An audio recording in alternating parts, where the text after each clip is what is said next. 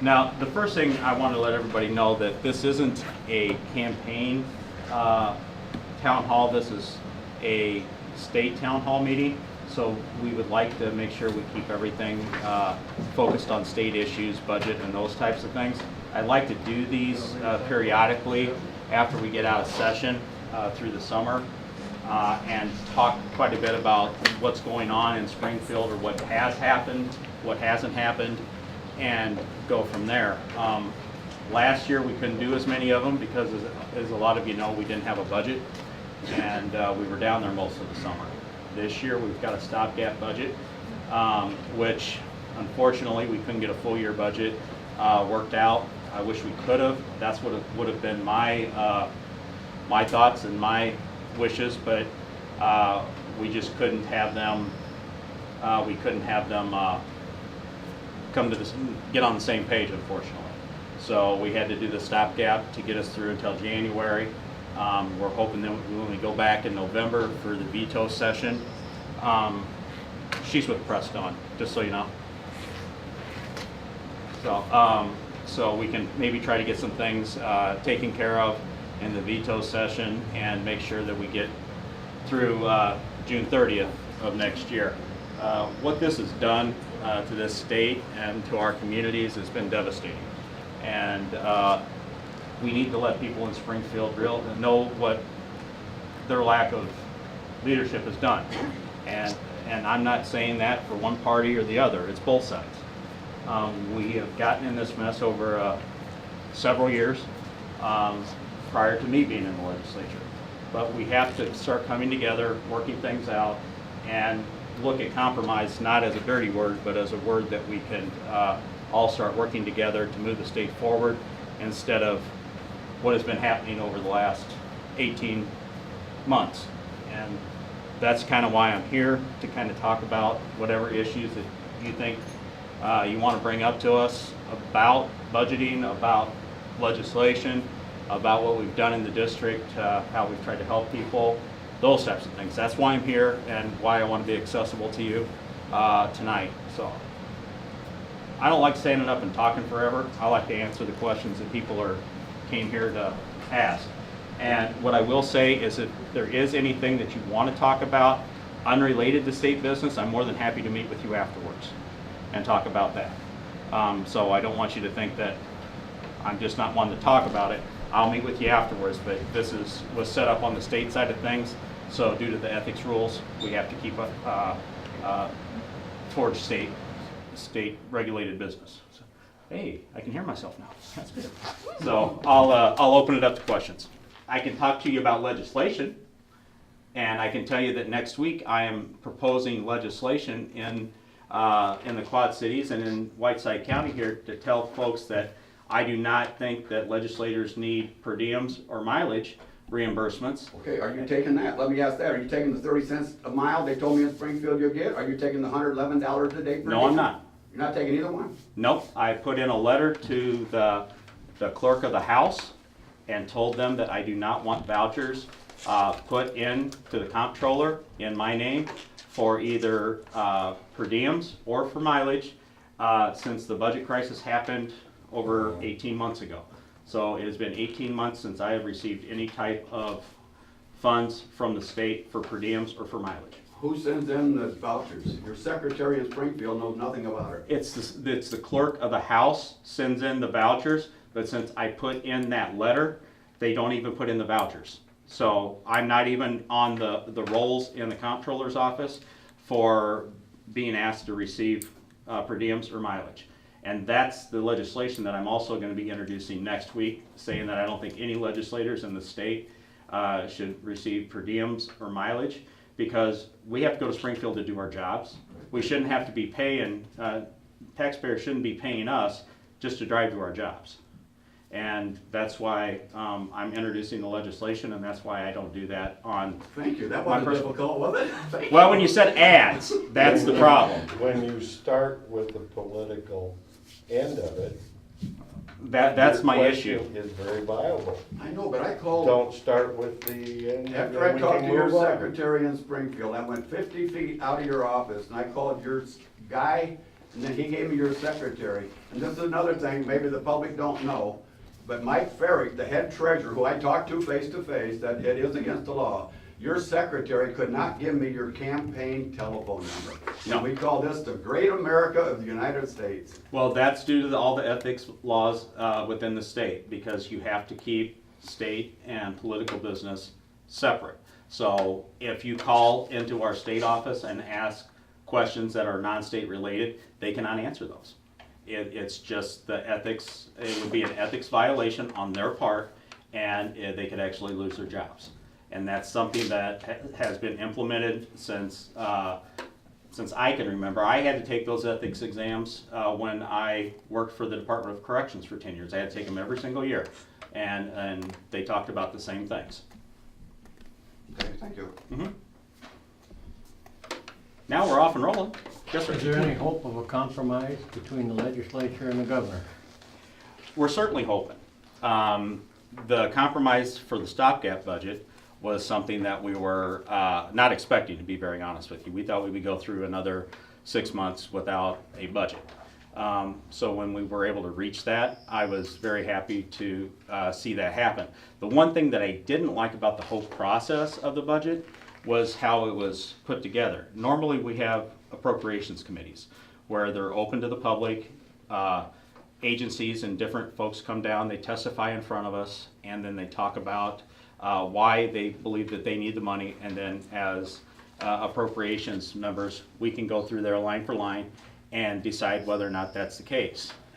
This year, unfortunately, they went to those working groups, and not all appropriations members were put on those working groups. So I'm a part of the Higher Ed Approps Committee, but we were not in the meetings of the working groups. It was just leadership and certain other individuals. So I didn't like how they brought it together, because I thought it was not as transparent as what it should be. And the year before, when we did a higher education budget, we were able to look at 6.5% worth of cuts in higher education that would not have affected the teaching of our kids. It was a bureaucratic fat, I guess it would be called, that we were able to trim off. Now, when that happened, we figured that we could do that incrementally over the next few years to get to a pretty significant savings. And that was kind of taken out of our hands, which was unfortunate.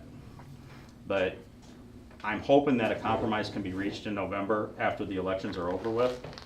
We go back the week before Thanksgiving and then the first week, of December.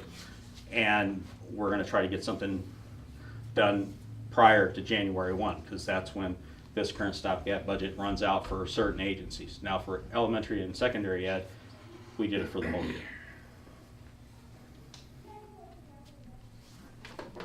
Yes, sir. An example. This goes to the governor and his relentless thing about retirement. The example is an 81-year-old lady. She was a secretary. She did a good job. She was chief clerk in the office she worked in. She worked her entire career, got her retirement, and since this governor has come with his relentless thing about retirees and their pensions, she's even joined up with the teachers' retirement people, who seem to be the people who are helping to keep this thing straight. She just found out that he is not going to give up, and that these people's retirements are way too high. She lives, this 81-year-old lady lives paycheck to paycheck, just to keep going until the day she dies. And she is worried sick to death about what's going to happen. The same goes for me. I'm a retiree too. I worked 28 years, and at that time the wages were not too good, and that was the one incentive when I took the job, that someday you'll get a retirement. Mm-hmm. and he won't give up on it. Is there any chance that the whole legislative body can control this man?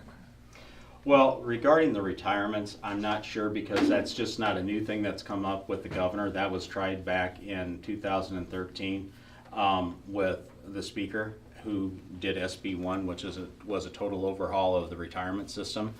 And it was passed and signed into law, but was found unconstitutional. Yeah. So there is the constitutionality of what you can and cannot do with the pension that's currently being given to retirees, and in fact, the individuals that still are working but have paid into the retirement.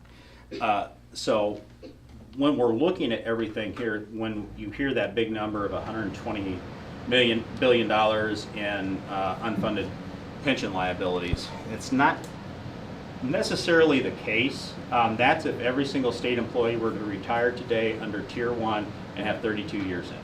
That's where they get that large number. That's, number one, not going to happen.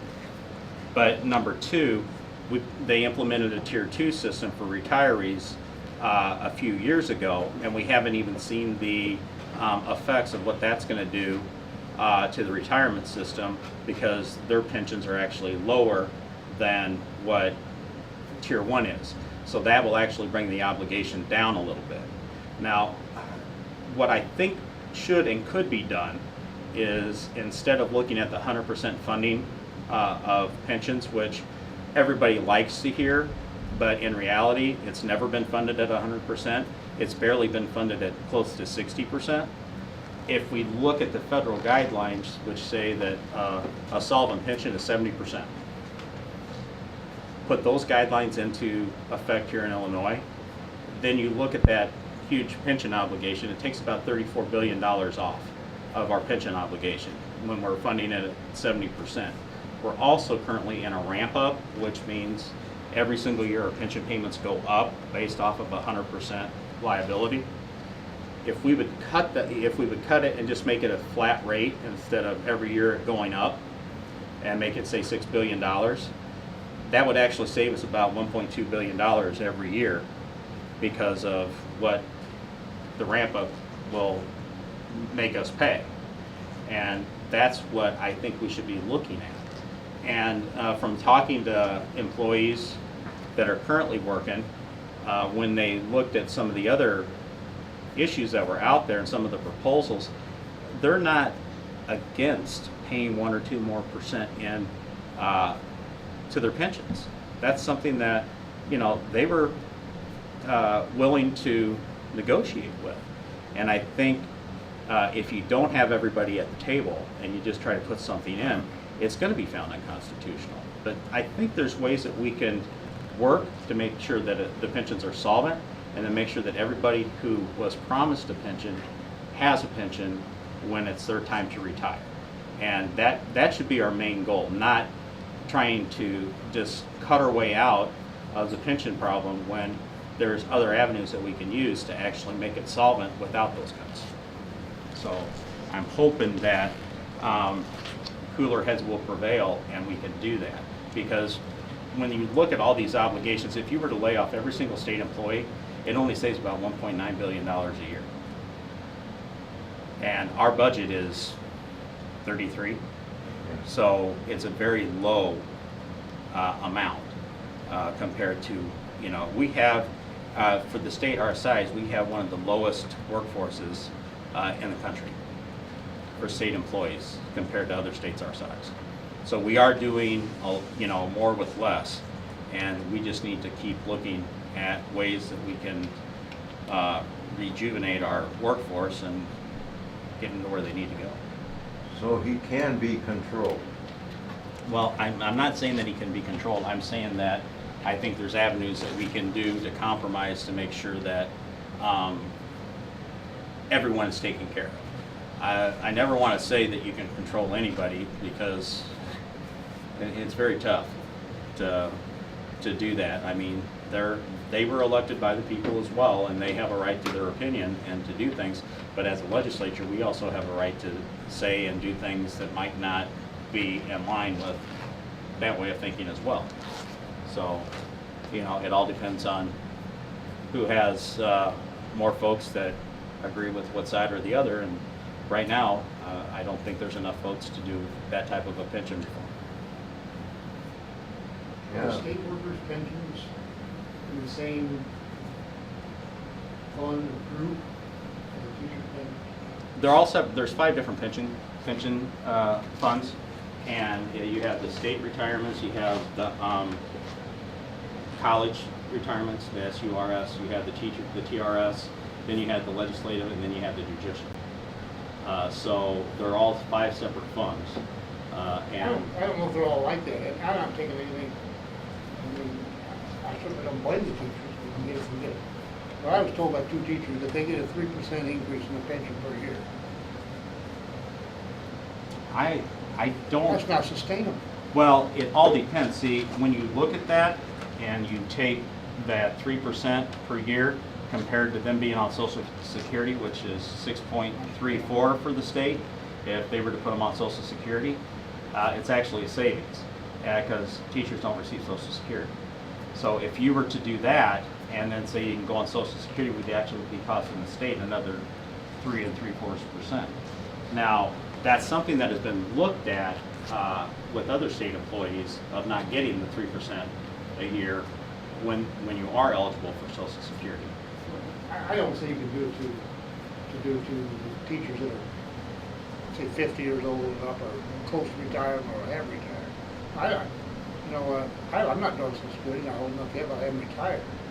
My pension will never change. Yeah. It'll never go up any.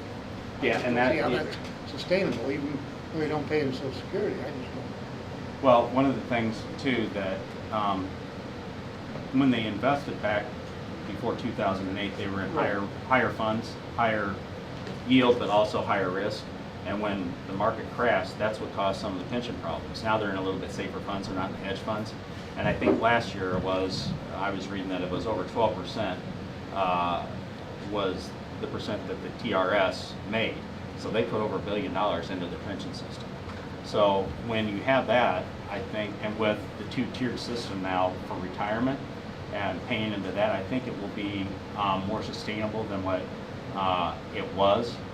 And if we can, tweak it a little bit like I was talking about, I think we can sustain it for long term. It's just, getting everybody at the table and not making the demands, just giving the ideas that we have and trying to work towards a solution that, number 1, is constitutional, and number 2, is fair for everybody. I didn't mean bad by Oh, no. teacher pensions, that's just what I was told, and I didn't realize it was Social Security fund. Well, when it comes to the tax situation, everyone in the state of Illinois got the biggest tax decrease when the 5% went down to 3.75% in the history of Illinois. So they got a huge Right discount. there? Yeah, I mean, we didn't feel it as much. When it goes down to 3.75, I think my check went up a few bucks a month. But when you look at some of the higher levels, it was, I think the governor was $750,000 is what the It went tax down. implications were for him into his pocket. But, that's, and I didn't believe that we should make the tax increase at a 5% permanent. I think it's too big of a regressive tax on the citizens of Illinois. We're one of only a few states that have a flat tax system, and it has shown in the past that it doesn't work. Now, all the states around us who have what they call a fairer tax, where it's based off of income, they're doing a lot better. And there's a lot more states. I think there's only 7 states in the country that have a flat tax, maybe 5. And then there's some that don't have a income tax at all, but they have different types of taxes to make up for that. And then there's Illinois with that with the flat tax. And it has to be a constitutional amendment and has to be changed. But these are some of the things I think that we should look at as well to figure out how we can stop taxing the ones that can't afford it at the lower level at a higher rate, but look at some of the ones at the upper salary ranges, like every other state does for the most part, and bring in that revenue. That could help drive property taxes down a little bit, because right now, we're having to fund a lot of our local government entities through property taxes, and the state's not giving a lot of the funds that they're supposed to be giving to these municipalities and counties and townships, and which means that they have to then figure out how to subsidize that money, and try to make sure that local services are taken care of because the state's not living up to their obligation. So these are a lot of things that we have to look at as a state, and we have to look at where we can, cut and make sure that we can generate revenue through cutting some things. And we have some ideas on how to do that without hurting essential services here in Illinois. And I think, by doing that and looking at some different types of avenues to raise revenue in the state, I think we can have a pretty good balance. It took us 40 years or more to get into the situation that we're in. We're not going to be able to fix it in 2 years. And that's what everybody has to understand. It's going to be a process that, through, several years to get us back to where we're a solvent, good state. Because it took 40 years to get us in the mess that we're in. The problem is, by that time, there won't be anybody left. Well, I hope that's not the I case. do too, but seems like a lot. I don't know why anybody want to live there. Yes, sir. Mike, I toured the mansion last week, and the former governor, we got rid of his chickens, I see. And his thing, Governor Ronder's only making $1 a year. And could you tell us where this money went that the state received from the Thompson prison of $160 million? What it General did? fund or? No, it didn't go into the general fund. It went in to pay back bills. The legislature did not have any oversight over those funds. What they did is it went right to the comptroller, and it was line itemed to pay only back bills, and that's what it did. Yeah, thank you. I think you made a good point on a sidebar that a few years back, and was it 3 years ago or 4 years ago, I'm sorry, when Prophetstown had that bad fire, I was trustee in the fire district. I did give you a call that day. You did come down and saw the damage that was done, and I appreciate that. And it's just like you said, it's gonna take a while. I mean, it's taken Prophetstown a while to rebuild. I think this is what we gotta consider with this budget too, that it's not gonna be just a overnight fix, wave the magic wand type deal. It's gonna have to be some guidelines set for a long term, like Steve says, how long before how long people are gonna keep doing it. We gotta have something to see, like we're seeing in Prophetstown. We're seeing a little rebuilding, a new building coming back and stuff. It's gonna take a while. But I guess people just want it to happen overnight, and like you said, it's just not going to happen overnight. Right. I do want to thank you for coming down and seeing that Monday night, coming down and seeing the devastation of that fire that day. Well, I appreciate that, and we worked with the mayor on trying to make sure we could save some costs on the cleanup too with the Whiteside County dump, and we got the special permits there. Then we also followed that up the next year with legislation that would allow them to take those special items that they were already set up for anyway, and it's a cost savings for the residents to take those there, but it was also a revenue generator for the county. But it didn't happen overnight. That's No, it took about 18 months. Yeah, it but takes a while. yeah, but that's one of the things of working together with local and state officials and county officials to get something done that benefits and saves money. And that's what we have to look at. We just can't keep going down there and butting our heads together because of certain items that one feels that they have to have. It has to be a compromise type of a solution where not everybody's getting everything that they want. I've always said that if you get up from the table and everyone's upset at the compromise that they made, it's probably a pretty good deal because nobody got everything that they wanted. And I think that's where we have to, start heading to.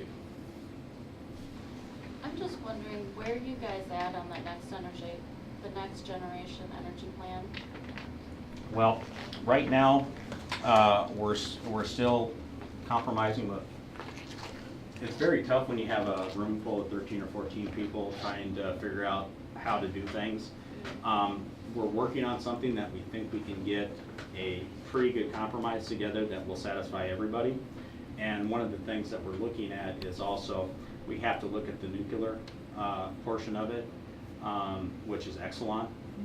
I have one of those plants in my district that has been slated for shutdown. If That's they're where not, we work. that if it's not able to receive any type of, basically just getting at a level playing field.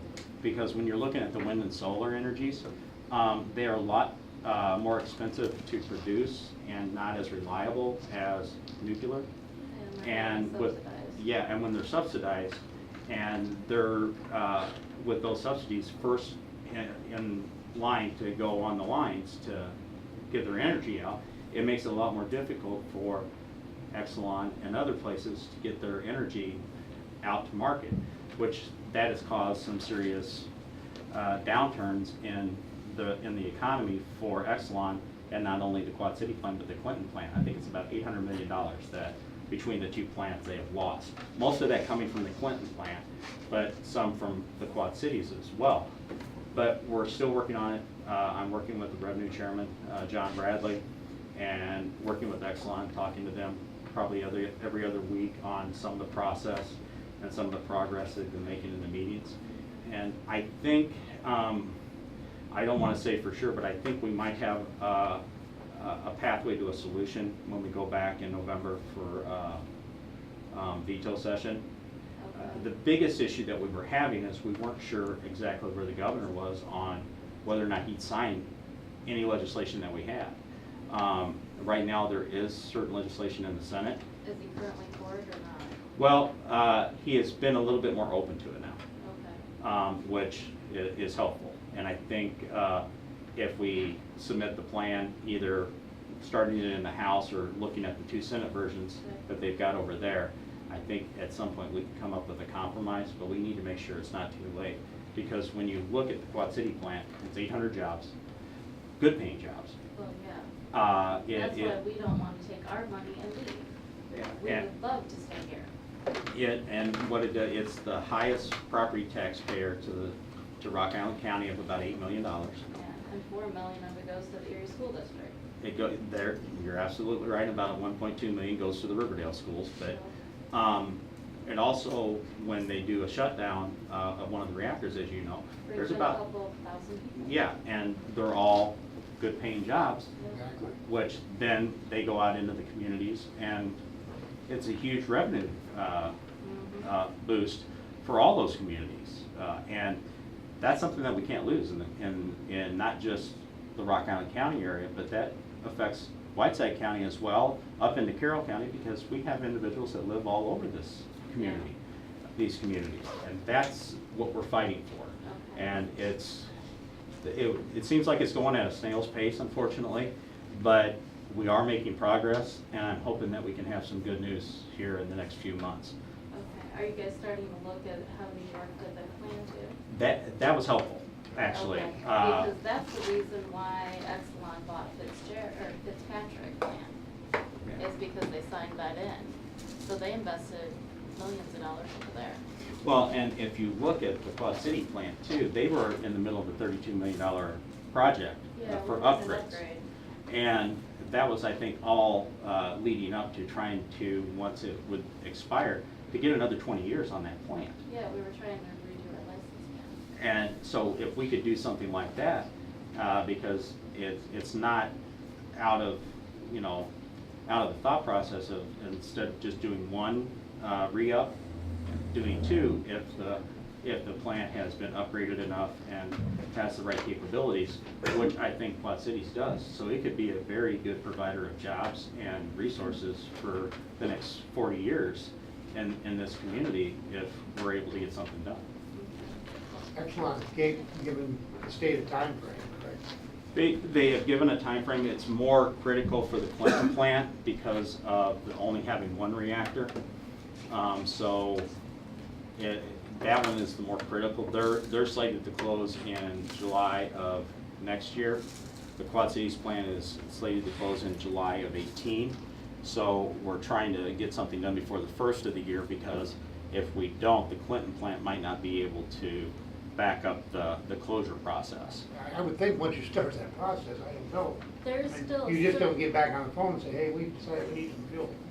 Well, what they You have so do, many months out to order. yeah, and it's getting very close for the Clinton plant. If we get into January, the Quad Cities could actually still order the fuel needed for both reactors, I think, through August or September of the following year, of 17. to It'd make be a sure it tough one stays for this online. area to lose. It'd be huge. That's That's, gonna and be a bad impact. that's why we've been very, very diligent about working with all sides, including the solar and wind people, because we do have certain standards set by the feds that we have to go by for production of energy. But when they're only given between 15 and 20% of the energy that is being produced in Illinois, and the nuclear plants could give up to 90 to 95%, we need to really look It at. seems to be a little more balanced. Yeah, so we need to look at those things to ensure that, rates aren't gonna go skyrocketing. And the other problem is if that plant closes and your levies are set for taxes, and that plant isn't there to generate those things, it's gonna get passed down to you, and that's gonna be it could be 100% increase on your property taxes. And that's something that we have to look at as well. So it could be very devastating to this community. How do you think the governor, I mean, is he just totally against this? No, he's more open to it now. We couldn't, that was one of the issues that we couldn't get it done in the regular session ending May 31st. We weren't exactly sure where he was gonna be at, and he was playing things close to his vest on that. Now I think it's been a little bit more talked about and a little bit more open, where he would be inclined to maybe look at those proposals. And so that's why I think it's moving forward. How do you feel about term limits? As far as term limits for average legislators, I'm not in favor of it, and I'll tell you why. I am in favor of the fair map system. And if you do the fair maps and make the districts more competitive, I think we don't have to worry about a legislator or somebody else drawing a map that they're choosing their voters instead of the other way around. And that's why I like the fair map system. And I've actually been the lead sponsor of that constitutional amendment ever since I've been in the legislature, prior to Governor Ronner coming in and making that one of his big things. And the other reason why, when we look at term limits for voters, I'd like to give two examples. And the names coming from the Democrats, probably kind of surprising. That's Don Moffitt and Jerry Mitchell. They were in the legislature for 20-some years, and probably two of the most respected legislators in Springfield that would work across the aisle to get things done. And I tried to talk Don out of retiring. Me and Don are pretty good friends, and we actually do work very well together. And that's where, their experience is something that we need to have younger legislators draw upon. And when you look at the makeup of the legislature now, when I came in, we had 33 new legislators out of 118. So we had pretty good turnover.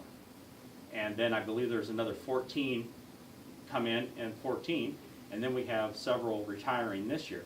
So we're probably gonna have over a third of the legislature since I've been there new. But I still think if we do those fair maps, it will actually make it more competitive. Well, you have to have some of them got to do that for a while. You have to have somebody with experience.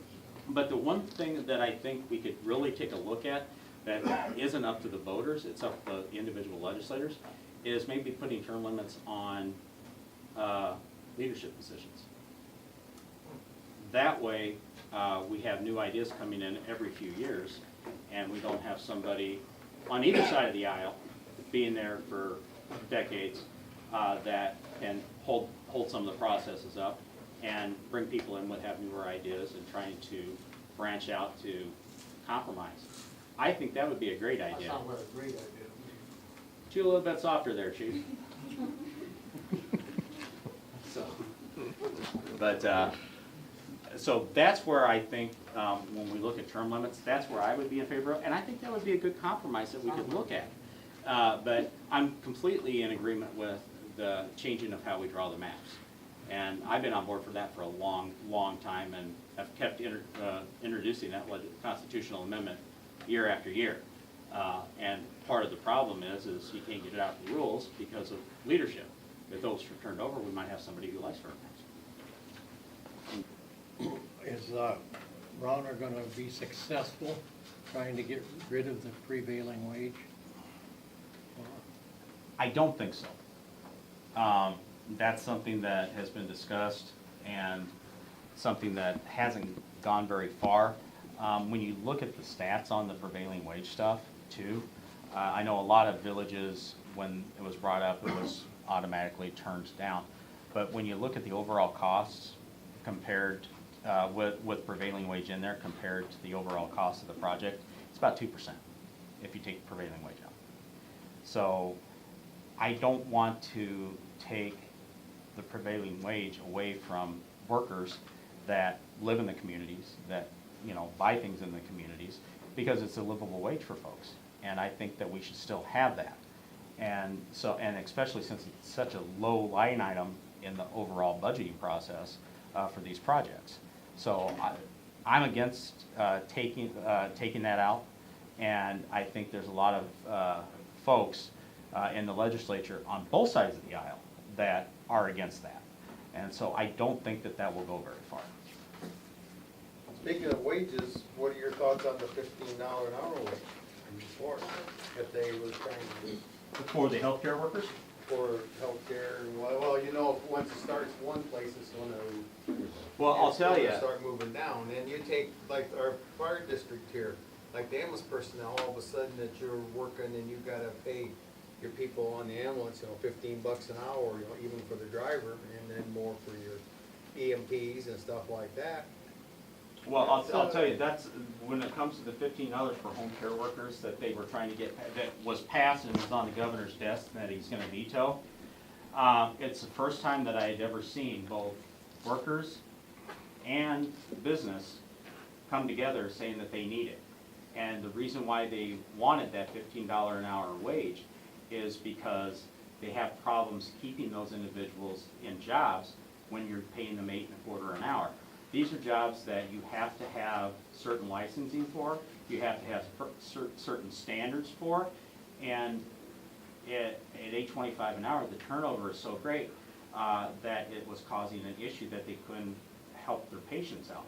And so when you have both the workers and the employers coming down saying, no, we want this because we want stability in our workforce, because when you try to train somebody for a year or 18 months, then be able to do those jobs on their own, and they're only getting $8.25 an hour, why do they want to do that and have to worry about all these different types of ethics laws and all these other different kinds of laws that could get them into trouble when they could go work at McDonald's or Walmart for $8.25 an hour and not have any of that responsibility?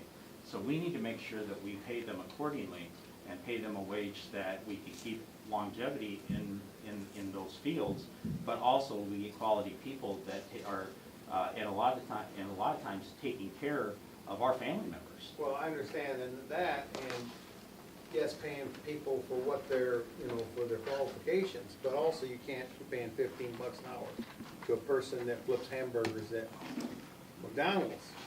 Well, I will tell you, when you look at wages and They're what. going to raise their price of that hamburger that they're going to pass on to the public. And There'll when, still be a line to get in.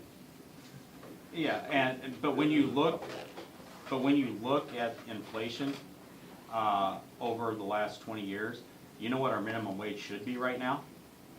$22 an hour. We're way behind.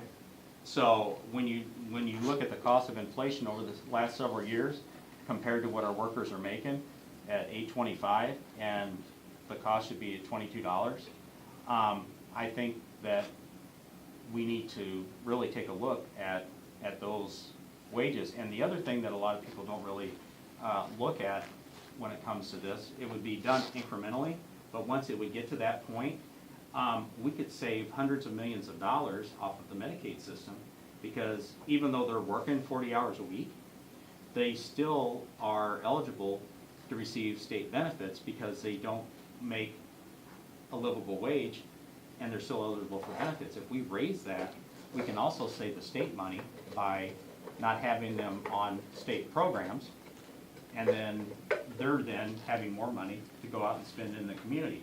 Because if you're only making that amount of money, you're not socking it away in a savings or a checking account. You're actually using that to pay for kids' school supplies. You're not going out and buying a new car or A long way from 8 1/4. And I don't think anybody here, if you went into McDonald's or anything like that and paid an extra 25 or 50 cents for a Big Mac, you're probably not gonna notice it too much. And, you know, I think that's the sort of thing that happens. It definitely, I say, save the state a lot of money. I mean, people complain now about some people working and still getting services. If you take a family of 3 or 4, a couple parents and a couple kids, and making $8 an hour times 40, that's 320, your take-home pays not much over $200 Yeah. per week. How do you live? And that's something, and we have families where both parents work 2 jobs. So, and they're still struggling to survive. And so, I think in some respects, it's our moral obligation to ensure that we do everything we can to make sure they make a livable wage and they're not having to worry about what's happening, what they have to rely on from the state.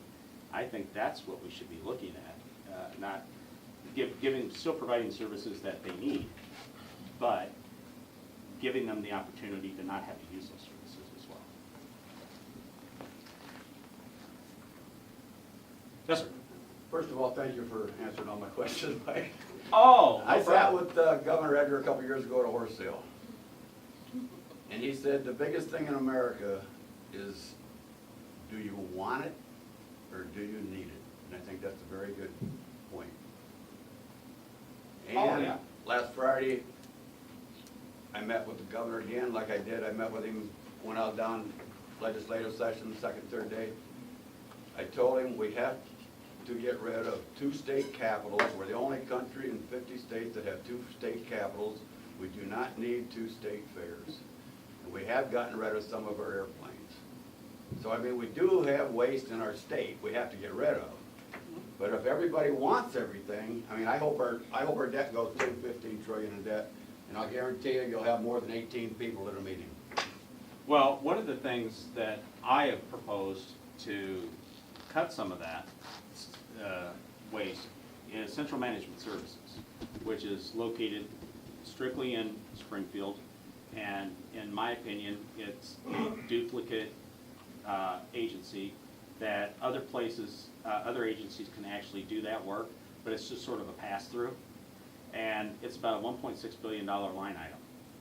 Now, we wouldn't be able to save all that money, but what we could do is the workers that are there, we could send them into different agencies in Springfield that are spending hundreds of millions of dollars a year on overtime because they're so understaffed, and then we can get them up to the levels that they need, but we're still able to save money through getting rid of this duplicate agency, because I had to deal with them a lot when I worked at the prison because I ran the warehouses.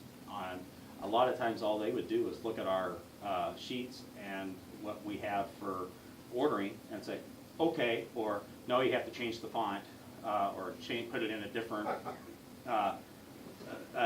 format, and they were getting paid more than me. And we're the ones doing all the work. So it can be done on the local levels in those local agencies. And that's where I think we could save a lot of waste. And we got it out of rules last year and got it to a committee. We didn't make it to the floor yet, but people are starting to take notice as to, well, maybe we can save some money, and they're doing some more studies on how much they can actually save if they were to let that go.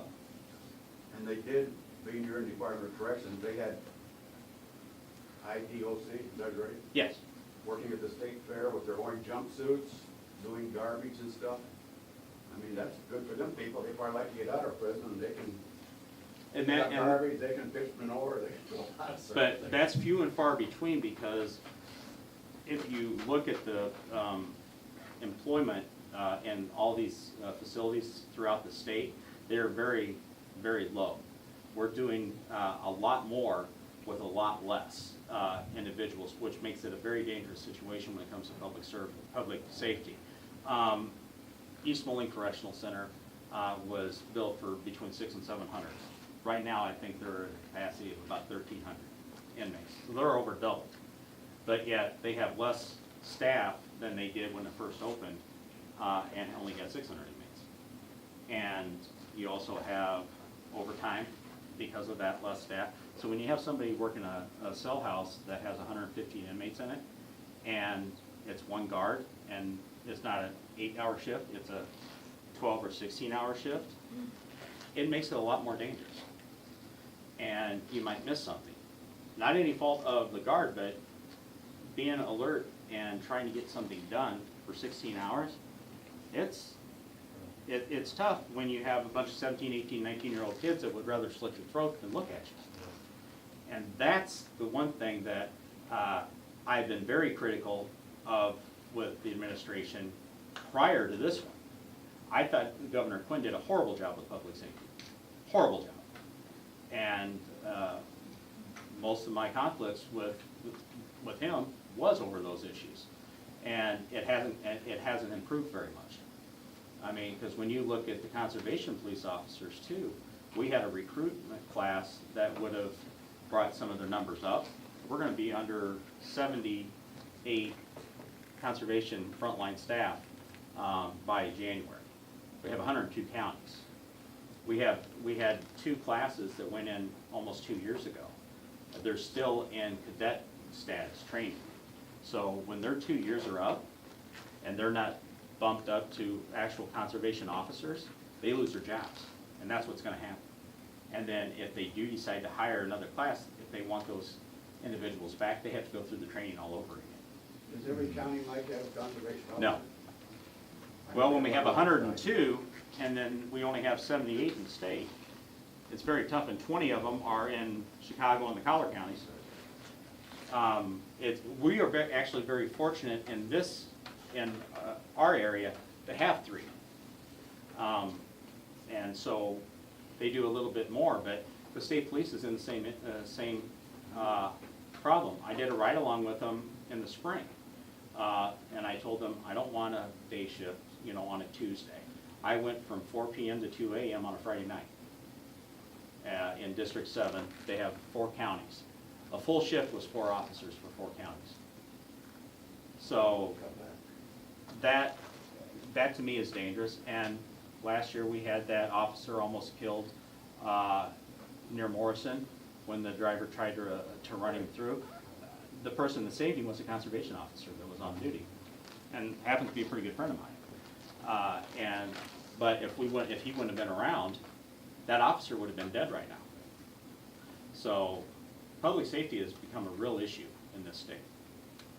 Has there been any talk or suggestions of maybe some of the state facilities like state parks or anything like that, elimination of any of them? I'm not for that, I'm just curious. Well, we have a state park here. They had talked about it, but when you look at what the revenue that's being generated by those things, it's not really cost effective to do that. And one of the biggest things was closing down that state museum for so long, but still keeping the individuals working there. I mean, it costs about $8 million to run the state museum. The revenue that generates it in a year is over 30. So what they did is they closed it, kept everybody on board. So they kept the staff on, but they kept it on without the revenue coming in. So it didn't really make sense to me. I was just curious, we have Yeah. a state park here, and it's a big asset for this town. It should be used as an asset more than it is, but. Well, you have the Palisades up in the Savannah area, and you have a lot of state parks and in smaller communities that really drive it up. The one thing that I was really happy to see was the tourism for this Blackhawk trails and those. It increased by about 4.89% over the previous year. So that meant it generated a lot more revenue coming in for people coming in and visiting. And I was just actually at their annual meeting last week, that's the only reason why I know. But it really was surprising that even during this budget issues, the tourism in these communities have gone up, which makes revenue coming into these areas pretty good.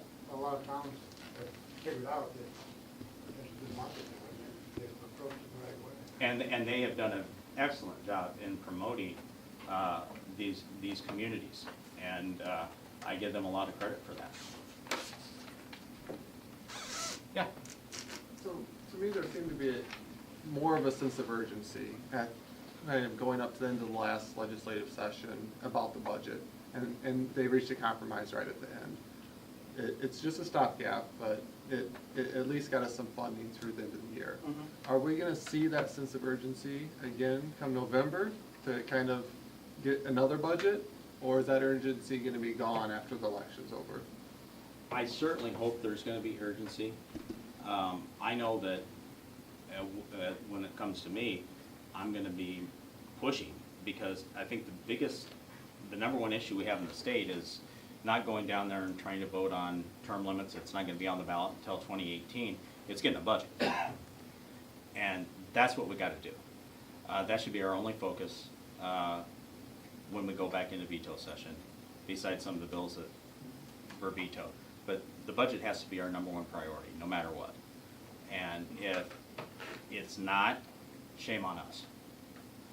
But yeah, there should have been a sense of urgency 18 months ago, and there wasn't. And that was a lot of button of heads, and I blame both sides' leadership for that. Alrighty. Well, I appreciate all of you coming out. I know it's a pretty hot night out, so it's nice and cool down here. But yeah, if you do have any other questions that you don't think of now or you didn't want to ask in the group, I'm available as well. So I just appreciate everybody taking the time. Thanks for coming. Yep.